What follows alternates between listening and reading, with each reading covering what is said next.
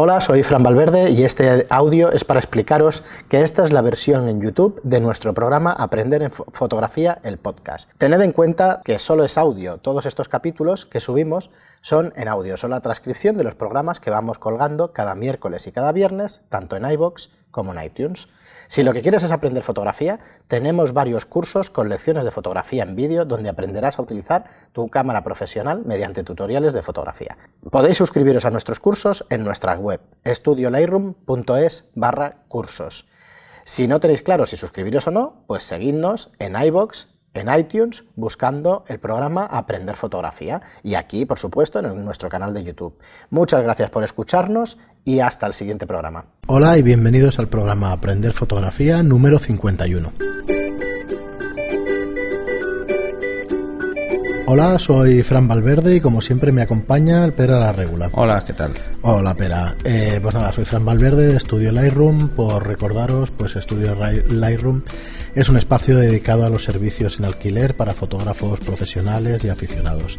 Y Pera La Regula es fotógrafo de moda y publicidad y formador con más de 120 talleres y más de 1.500 alumnos.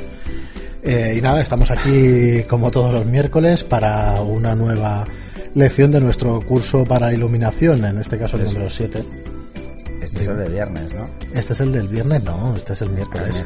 Claro, no grabamos cada día, se nota, pero bueno, el miércoles hacemos el curso de iluminación y el viernes las dudas y preguntas. Sí. Se me ha ido la pinza ahora. Vale, entonces bueno, hoy tenemos el capítulo número 7 donde hablaremos de flashes de estudio, de flash de estudio. Bueno, aquí tenemos muchas cosas que decir. Supongo que serán varios capítulos. O bueno, hasta donde nos llegue. Bueno, empezaremos a hablar de lo que es el Flash Studio, pero luego empezaremos a trabajar o a hablar sobre los modificadores de luz que hay, ¿vale? Bueno, hay que diferenciar entre dos tipos fundamentales de flashes de estudio. Los que se llaman compactos o monolíticos o autónomos, cada uno le da un nombre diferente, que son los que tienen el generador y la antorcha en la misma unidad. Normalmente son más portables, son más pequeños, llegan a potencias menores, suelen llegar hasta unos 1000 vatios aproximadamente. Esto es en cuanto a los monolíticos. Recordar el concepto de monolítico porque es todo en uno. Vale, pero portable no significa que tenga batería, sino que... No, simplemente que es más transportable porque solo llevas la unidad y no tienes que llevar nada más. Lo que pasa es que luego diferenciaremos entre los que se enchufan o los que van con batería. Bueno, estos son los monolíticos, los compactos, que son los más utilizados y porque además su coste es inferior. Sí, tienen menor potencia, como decía, por lo tanto el número guía al que llegan es un poco menor. Suelen ser menos estables en cuanto a temperatura y potencia, suelen fluctuar un poquito más. De ahí el precio, básicamente. El precio es bastante más económico y son para muchos los más habituales que os vais a encontrar. No por ello quiere decir que sea lo mejor que os vais a encontrar, ¿vale? O sea, pero sí los más habituales porque kits de iniciación de flashes de estudio veréis por precios muy bajos y luego compactos de alto nivel pues también hay. Y hay mucha más gama de producto. Yo aquí en el tema práctico nosotros tenemos un estudio de alquiler y al final los que más salen son este tipo de flashes monolíticos. Sí, se alquila mucho el otro tipo, pero claro, son sencillos de utilizar, no tienen muchas historias, ¿vale? Son bastante fáciles de utilizar. Al final son fáciles de llevar porque ocupan poco espacio. Pero en definitiva en los estudios también va a haber, o sea, aunque haya, que son los que vamos a hablar ahora, generadores, ¿vale? O sea, por un lado tenemos los que son los monolíticos o compactos y por otro lado tenemos los generadores. La diferencia con un generador inmediata a simple vista es que lo que es la antorcha y lo que es el generador van separados por un cable, en vez de estar todo en una sola pieza como los compactos. Diferencias, muchas. Los generadores suelen llegar a potencias superiores, 2400, 4800 vatios, es mucho más habitual. Incluso hay algunos que más. Recordar un concepto fundamental con el tema los vatios, no necesariamente a más vatios es más luz, ¿vale? Pensar que los vatios es consumo. Entonces, estamos hablando de vatios por segundo. Es consumo, o sea, puede haber mayores eficiencias en unas antorchas que en otras. Por ejemplo, un flash de 1000 vatios compacto no es igual de potente que un 1000 vatios de generador. O sea, hay variaciones ahí. No es igual de potente, no es igual la luminosidad que nos da la antorcha. La cantidad de luz, exacto. Vale. Y bueno, antes comentábamos fuera de micro a que se debe entonces al gas de la antorcha. Sí, a la construcción de lo que es directamente lo que es la bombilla, que es la antorcha, ¿vale? Sí, lo que es la espiral que tiene, bueno, la anilla del flash, el ring flash. Vale. No confundir con el ring flash como concepto, pero que también tiene una forma de ring, tiene una forma de anillo. Es redondo, y ya lo veréis, es como un tubo.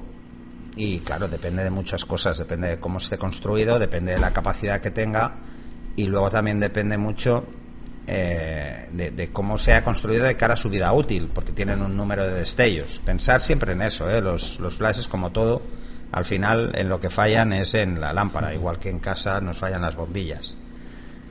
Así como los flashes monolíticos o compactos, los veréis que van desde potencias muy bajas, podéis encontraros flashes desde 300 vatios, 200 vatios hasta 1000 vatios, y hay mucha diferencia por medio. Con los generadores no, acostumbran a partir de potencias por encima de, salvo los portátiles, acostumbran a ser ya, encontraréis por encima de 600 o 1000 casi todos. Sí, 1000, 1200, suele ser no normal. Sí. Dentro de los generadores vamos a diferenciar entre dos tipos de generadores: los simétricos y los asimétricos. Los simétricos quiere decir que todas las cabezas... otra diferencia es que en un generador normalmente puede poner más de una cabeza, ¿vale? Una cabeza, una antorcha más. O sea, puede poner una o dos antorchas, incluso hay algunos que tienen 4 antorchas, 5 antorchas, bueno, hay de todo tipo. La diferencia entre los generadores simétricos y asimétricos es que los simétricos dan a todas las cabezas la misma potencia y juegan con fracciones de potencia. Quiere decir que yo pongo el generador en la cabeza, en el enchufe A, y le doy ahí pues una potencia. Cuando ponga otro en la B, le dará una fracción de la anterior o la misma potencia. Ya te lo indica normalmente. Te lo indica, tienen selectores 1-1. El selector 1-1 quiere decir que el ratio es 1-1, que las dos tienen la misma potencia. El 1-2, que tienen un paso de diferencia. 1-4, que tienen 2 pasos, y así. Sí, esto de hecho, si se enlaza con el programa que hablábamos de contraste, va en esa relación. El contraste, cuando hablamos del 2-1, siempre hablamos de lo mismo. Sí. O sea, es la mitad o el siempre es la mitad. En este caso siempre es la mitad de la principal, ¿vale? Y siempre tienen una principal y el resto son secundarias que van a fracción de la principal. Y estos son los simétricos. Esos son los simétricos. Por eso el concepto de simétrico es que todos tienen igual potencia. O sea, la potencia que yo le dé al primero supedita al resto. Y luego están los asimétricos, que es que cada cabeza le puedo dar una potencia específica. Que estos son los buenos, ¿no? Son los que van... Bueno, hay gente que se ha acostumbrado mucho a los simétricos, precisamente porque así el ratio ya lo tienen establecido. Dice, pues mira, ¿qué tengo que hacer? Una luz frontal y el relleno lo quiero a 1/4, un ratio 1/4. Pues ya sabe que solo tiene que darle al selector 1/4 y ya lo tiene hecho. Los simétricos tienen la ventaja de que yo puedo ajustar muchísimo más. Suelen ser además más entendibles, y ahora casi todos los generadores modernos que os vais a encontrar en el mercado son digitales. O sea, yo puedo establecer la potencia en fracciones muy pequeñas, o sea, en una relación 1/10 a una décima, ¿vale? Con lo que puedo ajustar muchísimo la potencia. Y esto también nos lía un poco, ¿no? Porque al final la cámara mide en tercios y tú estás al final poniendo en décimas. Sí, pero las distancias a las que trabajas no son tercios. Claro, o sea, alguien que se te mueva 10 centímetros, es un movimiento, puede ser muy significativo en distancias cortas, pero en distancias largas no lo es. Entonces, lo que os permite poder ajustar a décimas es que si por ejemplo os falta una décima en fotómetro para llegar a F8, pues le deis un clic más y ya está.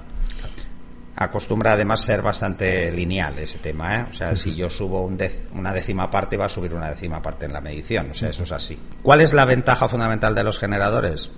Pues de entrada que son mucho más estables que los compactos. O sea, mantienen la potencia durante mucho más tiempo. Quiere decir que puedo hacer sesiones más largas sin que tenga fluctuaciones de potencia con facilidad. Además, están diseñados para aguantar más carga de trabajo.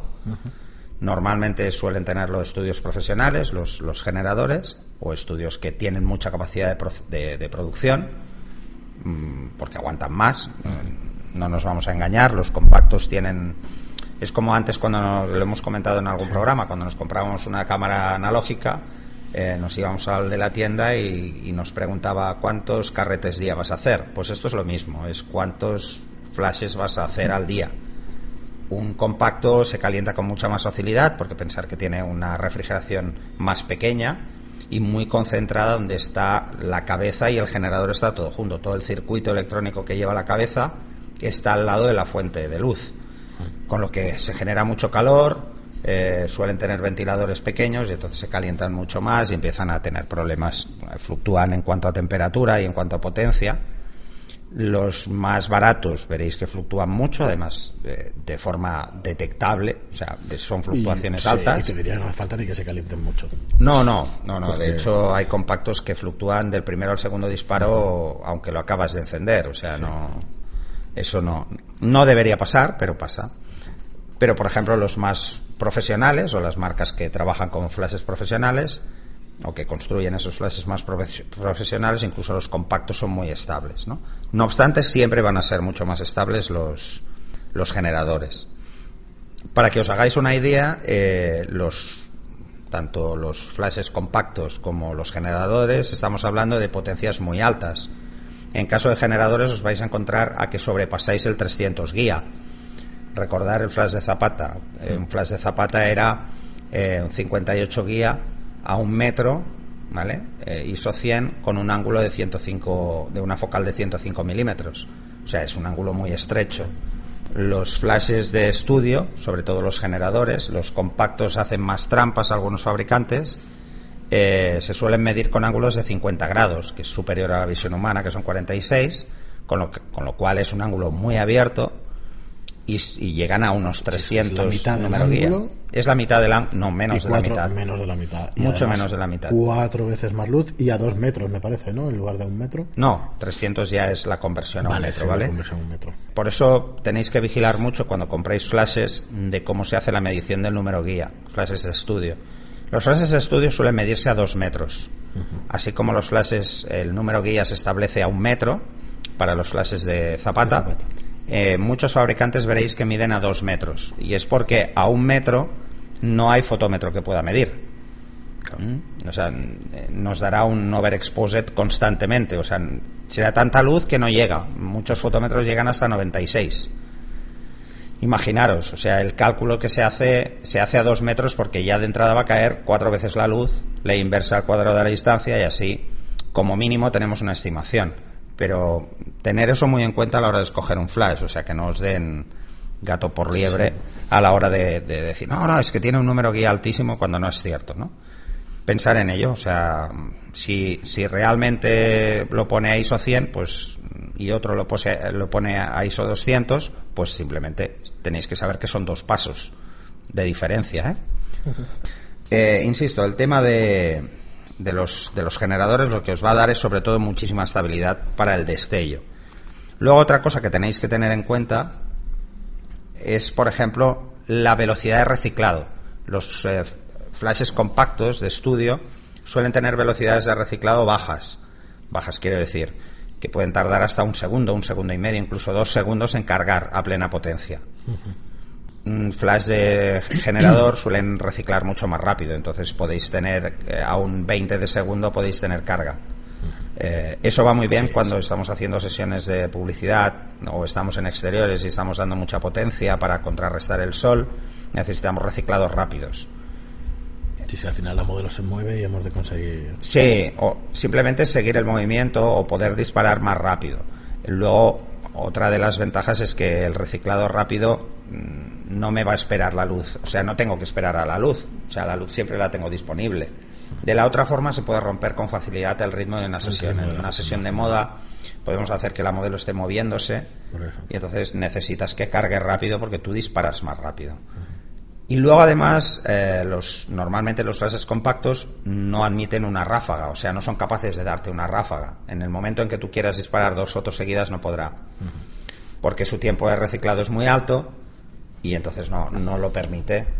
Cosa que con los generadores, sobre todo los de nueva generación, permiten ráfagas muy altas, incluso a potencias altas, Antes había generadores que hacían ráfaga, pero hacían ráfaga a potencia baja. No es lo mismo, ojo, eso tenerlo en cuenta. Una potencia baja de un generador, estamos hablando de igual más de 250 vatios de media. Eso es en el mínimo de potencia. Quiere decir que una ráfaga 250 de 12 o 15 fotos por segundo, la mayoría de cámaras hoy en día no lo hacen, o sea que es muchísimo, es unas ráfagas altísimas. Sí, a ver, es de perogrullo, pero el que quiere un generador para hacer bodegón, pues igual con un monolítico tiene suficiente. Sí, bueno, incluso podría usar otros mecanismos como LEDs y tal, aunque yo no os lo recomiendo mucho, pero cuesta mucho. O sea, es diferente la forma de trabajar, ¿vale? Sí, yo es únicamente para indicarlo, porque a veces vamos a por lo mejor del mercado, y para lo mejor del mercado mejor alquilarlo. Mira, tienes aquí y ya está ahí. Sí, eso está clarísimo. Porque a ver, para pensar hacer bodegón y eso no necesitas, por un monolítico de estos tiene suficiente.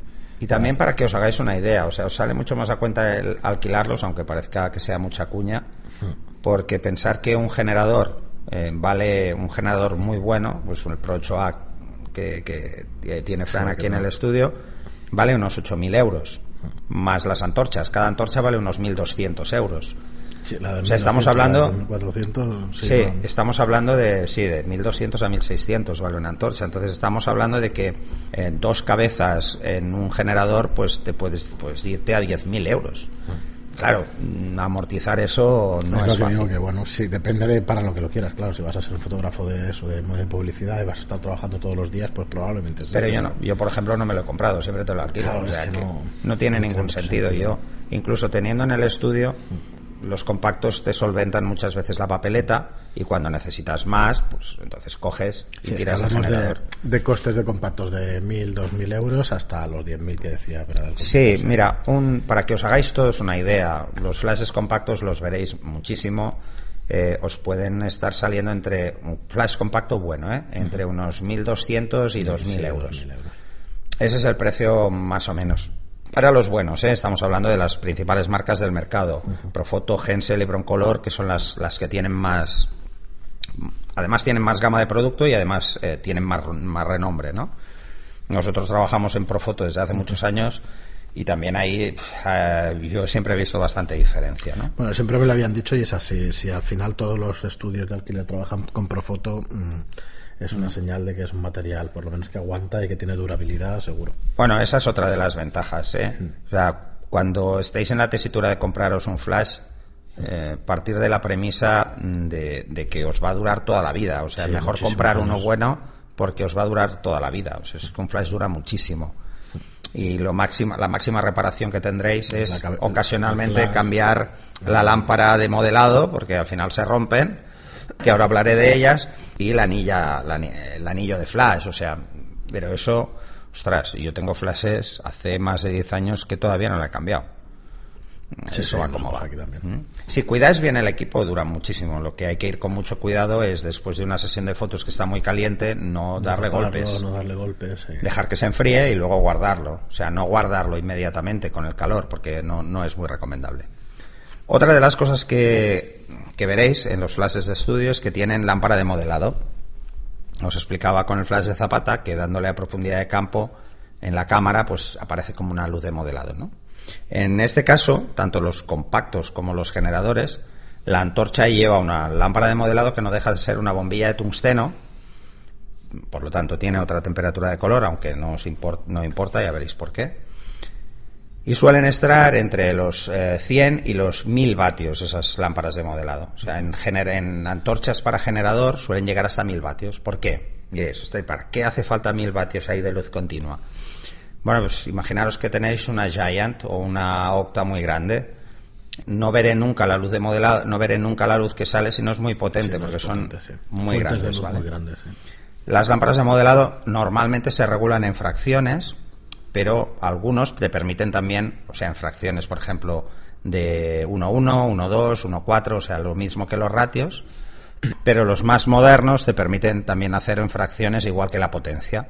Entonces puedes darle exactamente la luz de modelado que necesites en cada momento. Pensar que además una bombilla de 1000 vatios, si dais mucha potencia y no tenéis una ventana grande, pues la persona que esté delante es que no ve nada, ¿no? Así que, bueno, ¿para qué sirve esta luz? La luz de modelado, que veréis que se habla mucho. Pues básicamente para ver dónde están las sombras. Es para ubicar las sombras cuando yo voy a hacer un retrato, saber dónde están, saber qué parte del rostro voy a tener en sombra o del motivo que le haga la foto va a estar en sombra. También porque así sé dónde medir la luz. Si hay luz, puedo medir. O sea, si estoy en la sombra, pues estoy midiendo la sombra, vigilar con eso. Así que, bueno, hay que tener bastante experiencia para interpretarlas, porque no es tan lineal como coger y decir, bueno, es que va a quedar exactamente igual. No, pensar que bueno, ahí solo nos da una idea de cómo va a quedar la foto en cuanto a visión, pero no es lo mismo ni mucho menos, porque va a depender mucho de la potencia, de cómo sea la caída, y lo que más os va a costar es precisamente ver eso. Luego, otra de las cosas que os vais a encontrar es que normalmente los compactos, por ejemplo, no tienen paneles de gestión, y muchos de los generadores, sobre todo de estas principales marcas que decía, tienen softwares de gestión de iluminación. O sea, podéis poneros en el PC o en el Mac un software que va conectado vía Wi-Fi a los generadores y establecer la potencia desde el ordenador. Esto es muy útil cuando el estudio es muy grande y tenemos que hacer producción y tener muy controlada la luz en cada punto. Poder tener una gestión de la iluminación y no tener que ir a cada uno a tocarlo uno a uno. O te ahorras a un asistente. Te ahorras un asistente extra, que es el que va a ir cambiándote potencias. Sí. O luego, por ejemplo, si en el estudio, y hablaremos más adelante, tenéis raíles en el techo, pues claro, bajar la luz cada vez que quiero cambiar la potencia, aunque muchos ya van por radio, también es un coñazo. O sea, todo esto viene a simplificarlo. En cuanto a la mayoría de flashes, tienen gestión inalámbrica, al menos los actuales. Antes, pensar que los flashes de estudio se disparaban con un cable sincro. O con el infrarrojo aquel. Sí, o con infrarrojo, que era una fotocélula. Una fotocélula que daba problemas. Hoy en día esto es muy poco, o sea, lo veréis muy poco. Casi nadie trabaja así ya. Más que nada porque el cable, yo he tenido auténticas guerras con el cable. O sea, el cable te hace tropezar, te enganchas, se rompe, empalmes, bueno. El cable sincro no deja de ser un cablecillo muy simple, pero que fastidia muchísimo. Además, cuando trabajas con cable sincro, donde conectas el cable sincro a tu cámara, o sea, de tu cámara al generador o al flash compacto que sea, el resto van por simpatía. O sea, no saltan exactamente en el mismo momento. O sea, saltan cuando ven la luz del otro. Lo que decía, es casi instantáneo, pero no lo es. Sí. No lo es. Puedes generar, pues por ejemplo, dobles perfiles en fotos con movimiento y cosas de este estilo. Hoy en día, como decía, todos van ya por radio, van con mando, y la mayoría permiten variar la potencia desde el mando. O sea, yo desde el mando puedo cambiar la potencia de cada uno de los flashes de mi estudio. Eso está muy bien. Eso es algo que tenéis que tener en cuenta, que si no lo lleva ya incorporado, que tenga la posibilidad. Pensar que los disparadores con radio son bastante más caros que los disparadores de infrarrojos o el cable sincro. El cable sincro os lo darán siempre, porque se incluye en la bolsa, bueno, por si acaso un día se te rompe, que puedas disparar. Aquí es un estudio de alquiler, siempre hemos puesto un cable sincro si sale fuera o aquí, y no lo he visto utilizar nunca. Sí, a mí me ha pasado una vez. Pero una vez, ¿cuántos años? Sí, muchos años. O sea, a ver, nosotros lo ponemos mucho. Siempre, pero... Bueno, es que, de hecho, cuando tú te compras un flash siempre te viene. Sí. O sea, yo tengo en casa, tengo una caja con cables sincro. O sea, de 5 metros. Tengo un montón. Que no sé para qué los voy a utilizar, porque están es verdad ahí. Que venían con el equipo, es verdad. Sí, siempre vienen con el equipo, aunque os lo compréis ahora, os vendrá un cable sincro. De 5 metros, por cada kit os viene uno, casi seguro. Creo que siguen haciendo esto, ¿eh? Al menos los últimos que compramos, Esto irá cambiando, porque mira, acabamos de adquirir nosotros la Mark IV, la 5D Mark IV, y te viene con Wi-Fi, te viene, bueno, la cámara ya, dices, claro. Hostia, panel táctil, claro. Me diréis, hostia, todas las compactas ya tenían el panel táctil, vale, sí, pues yo es la primera que veo profesional. Oye, el otro día en el taller vino un alumno con una táctil, yo sinceramente me vuelvo loco. O sea, es que le doy sin querer. Entonces, lo de los cables es que dentro de poco saldrá el software especial para Canon y Profoto, y que estarás ahí modificando directamente la... Bueno, ya hay cosas, de hecho, ya tienes incluso aplicaciones móviles para gestión. Claro. Pero pensar en eso, o sea, es mucho mejor que os compréis un equipo que ya lleve radio. Que tenga la posibilidad de que y que, a ver, la mayoría son radios propietarias, el mismo fabricante establece un sistema de radio, y luego hay fabricantes que no tienen sistema de radio y entonces venden Pocket Wizard, por ejemplo, que es el fabricante más utilizado. Sí, es el más universal. Porque al final son frecuencias, ¿no? La radio, sí, o sea, que es radio unos hercios y frecuencia, ya está, no es... Vale. No son sistemas de... Sí, van a 4 gigahercios, creo. Bueno, no me acuerdo. Yo tampoco no me acuerdo. De todas formas, pensar en eso, o sea, contar con ello y contar además que lo ideal es que podáis cambiar la potencia desde el mando y os evitará muchos viajes. Y luego, bueno, todos acostumbran a tener la posibilidad de hacer grupos de flashes y mover todo el grupo, la potencia a la vez y cosas de esas que son muy, muy, muy fácil. Así que hoy por hoy las diferencias que os vais a encontrar con los equipos son cada vez más pequeñas. Antes había mucha distancia entre los grandes fabricantes, ahora las distancias son muy pequeñas. Intentan todos hacer unidades más portables, que eso sería el siguiente paso. Los flashes de estudio que son portables, o sea que llevan baterías, son flashes tan grandes como los generadores que tenéis en estudio, pero llevan baterías de litio. Yo me acuerdo cuando teníamos las baterías de plomo, que esas pesaban una barbaridad y no duraban nada. Aquí tenemos todavía y es un... Y ahora vienen ya con baterías de litio, y las baterías de litio de entrada se cargan mucho más rápido, aguantan más y pesan mucho menos. Entonces hay tanto para generador con baterías y compactos con baterías. Eso sí, vais a tener... os planteáis montar un estudio, pero hacéis un porcentaje muy elevado de sesiones en exterior, es la solución ideal. O sea, tener un generador de estudio que lleve la opción de baterías o dock station para en el estudio clavarlo y no tener que poner la batería, porque normalmente los generadores grandes no pueden cargar al mismo tiempo que disparan, o no es recomendable por la batería. Es como tener el móvil cargando mientras estáis usándolo, ¿no? La batería está constantemente cargando y descargando, entonces al final puede afectar a la vida útil. Pues lo mismo, es el mismo concepto, pensar que son como las baterías de los móviles, pero con mucha más carga, claro. Pues espera, llevamos 27 minutos casi. ¿Quieres seguir un poquito más o lo dejamos aquí? Bueno, la idea era un poco que os hicierais en la primera bien, ¿no? Una idea general de lo que os vais a encontrar en el mercado. Y lo que os vais a encontrar en los estudios de alquiler, como aquí con Fran, ¿no? A partir de ahí, que son modificadores, entonces vamos a empezar a hablar en los siguientes capítulos de diferentes modificadores y para qué se utilizan, ¿no? Una de las cosas que tenéis que tener en cuenta, o claro, a la hora de compraros un flash, es que cuando os compráis un kit de estudio, no os casáis por el flash, os casáis por los modificadores de luz que compréis. Los modificadores de luz son estas ventanas o reflectores que compréis, tienen un anclaje para el flash, y ese anclaje es propietario. No es universal, y no es universal. O sea, tendríais que cambiar lo que se llama el ring. ¿Ves? A todos se le llama anillo aquí, el ring del flash, el ring de la softbox, por ejemplo, tendríais que comprarlo para el siguiente fabricante si cambiáis de fabricante. Así que pensar muy bien qué os compráis, porque os quedaréis con una marca mucho tiempo. Sí, en esto no es todo compra ni por precio ni es por versatilidad. No, además un anillo para una softbox no es trivial, no es barato. O sea, no, estamos hablando de que vale 70 a 90 euros. Yo diría que 100, sí, ya lo hice, por ahí, dependiendo del fabricante.